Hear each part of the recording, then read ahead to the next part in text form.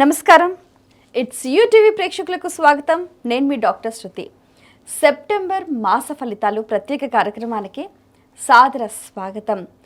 గ్రహ గమనాలు మనిషి యొక్క జీవన గమనంలో విశేషమైన ప్రభావాన్ని చూపిస్తూ ఉంటాయి.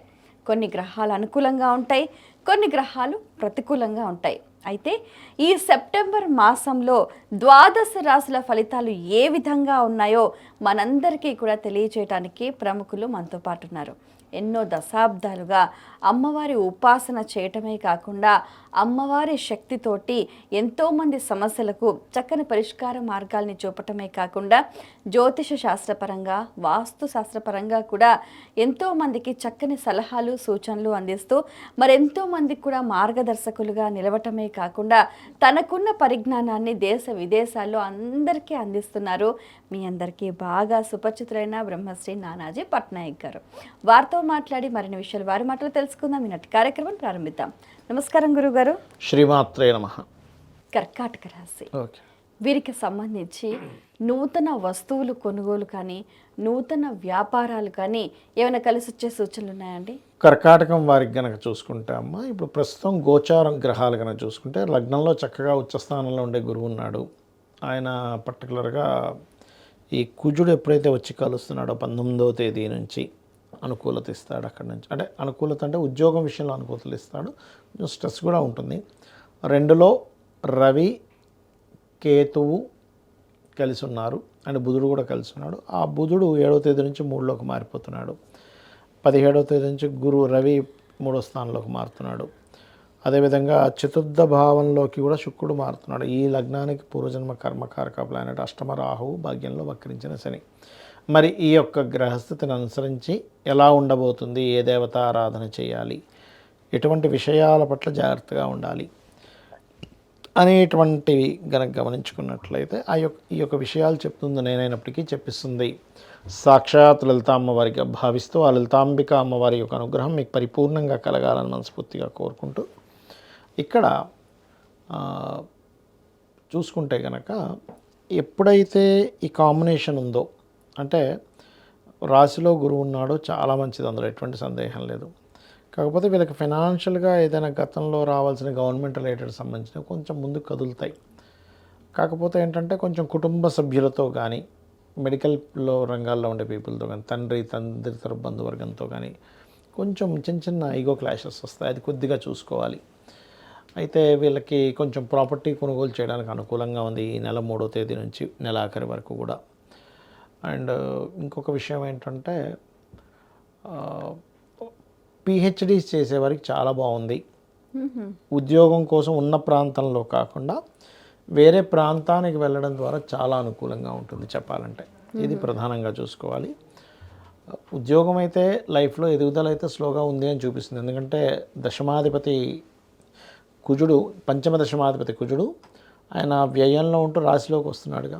సో సంతానం విషయంలోని ఉద్యోగం విషయంలో మంచి అనుకూలత ఉందని చెప్పుకోవచ్చు. అయితే వీళ్ళకి డేట్స్ వైజ్గా చూసుకుంటే 1, 2, 29, 30 తేదీలు ఉద్యోగంలో మార్పుకి ఉద్యోగంలో అవకాశాలకి చాలా అనుకూలంగా ఉంది.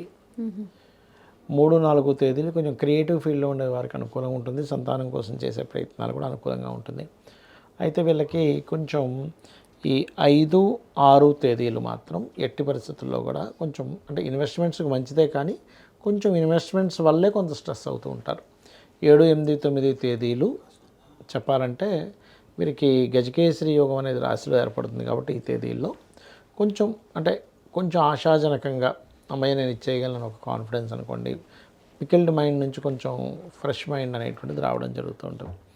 ఇక 2వ భావంలో రవి కేతు చంద్రుడి యొక్క సంబంధం ఉన్నందుకు పర్టికులర్గా వీళ్ళు 10, 11 తేదీలు మనీ మ్యాటర్స్ విషయంలో చాలా కేర్గా ఉండాలి.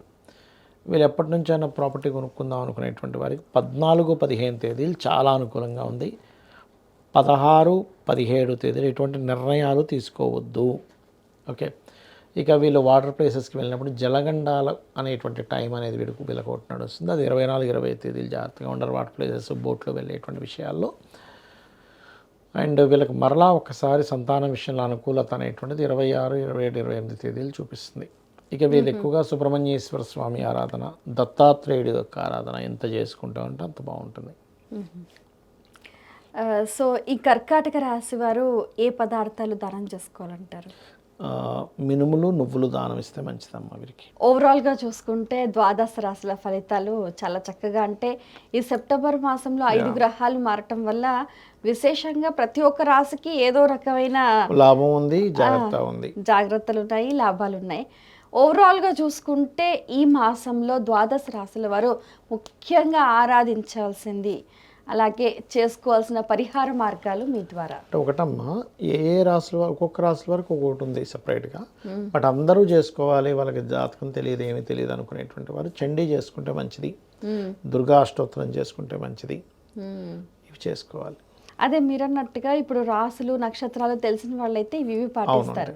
కొంతమందికి ఏవి వివరాలు కరెక్ట్గా ఉండవు అన్నమాట. అవునండి.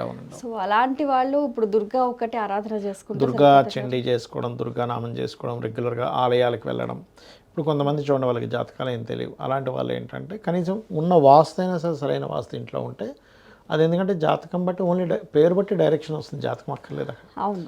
కాకపోతే ఏంటంటే ఉన్న ఇల్లు కరెక్ట్ పదంలో పడ్డ ఇల్లు, సరిగ్గా సింహద్వారం బాగున్న ఇల్లు, లోపల టాయిలెట్స్ ఏదైనా ఉంటే బ్లాకర్స్ అంటే అక్కడ ఆ రెమెడీ చేసుకోవడం, అలా గనక ఉన్నట్లయితే బాగుంటుంది. ఇంకోటి ఏంటంటే మనకి ముందుగానే సిమ్టమ్స్ తెలుస్తుంటాయి జాతకం లేకపోయినా.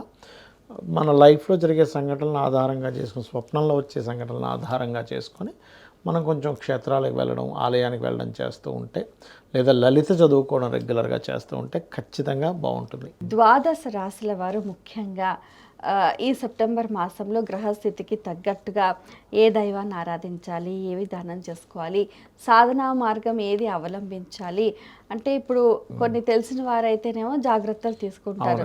కొంతమంది విదేశాల్లో ఉండడము, లేకపోతే అవుట్ ఆఫ్ స్టేషన్ ఉండడము, కొంతమంది అంటే రకరకాల పరిస్థితులలో ఉంటూ ఉంటారు. అవునండి. ఎవరు ఎక్కడ ఎలా ఉన్నప్పటికీ కూడా వారికి గ్రహాలు అనుకూలంగా ఉండాలి అని అంటే వాళ్ళు ఏం చేయాలి? ఒకటేనండి, ఇప్పుడు కూడా క్షేత్ర దర్శనం అనేది చాలా మంచిది. ఇప్పుడు మేషం నుంచి మీనం వరకు తీసుకుంటే, మేషం వరకు దత్తాత్రేయ క్షేత్రాలకు వెళ్ళడం మంచిది, లేదా 9వ స్థానంలో ఏదైనా గ్రహం ఉందో చూసుకోవాలి, ఆ క్షేత్రాలకు వెళ్తే కూడా మంచిది. వృషభం వారు తిరుపతికి వెళ్తే, మిథునం వారు ఎక్కువగా కాళికా అమ్మవారి ఆలయాలకి, కలకత్తా కాళీ దుర్గా ఆలయాలకు వెళ్తే మంచిది. కర్కాటకం వారు దక్షిణామూర్తి ఆలయాలు, మంత్రాలయం ఇలాంటి ప్రదేశాలకు వెళ్ళాలి. సింహం వారు లక్ష్మీ నరసింహస్వామి క్షేత్రాలకు వెళ్తే మంచిదమ్మా. మనకి ఇక్కడ యాదగిరి ఉంది అట్లా. అండ్ అదేవిధంగా మనకి చూసుకున్నట్లయితే కన్యవారికి వీళ్ళు ఎక్కువగా లక్ష్మీదేవి క్షేత్రాలు, లేకపోతే కంచి కామాక్షి, మధుర మీనాక్షి లాంటి క్షేత్రాలకు వెళ్తే చాలా మంచిది. తులవారికి ఏంటంటే వీరికి విష్ణు ఆలయాలు, తిరుపతి కావచ్చు, పద్మనాభ ఆలయం కావచ్చు, ఇలాంటి క్షేత్రాలకు వెళ్ళాలి. వృశ్చికం వారు అన్నపూర్ణ ఆలయాలు, అమ్మవారి క్షేత్రాలకు వెళ్ళొచ్చు.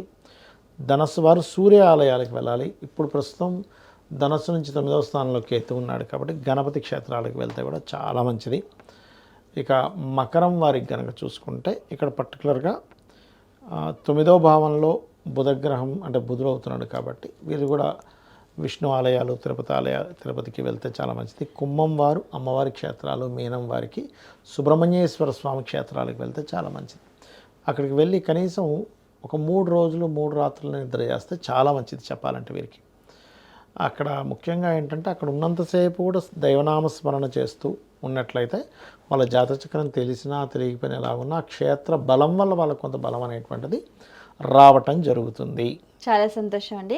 మీ అమూల్యమైన సమయాన్ని కేటాయించి ఎన్నో విషయాలు వివరంగా మాకు తెలియజేసినందుకు ధన్యవాదాలు. శ్రీమాత్రే నమః. వీక్షించారు కదండి, ఇది ఇవాల్టి మన సెప్టెంబర్ మాస ఫలితాలు.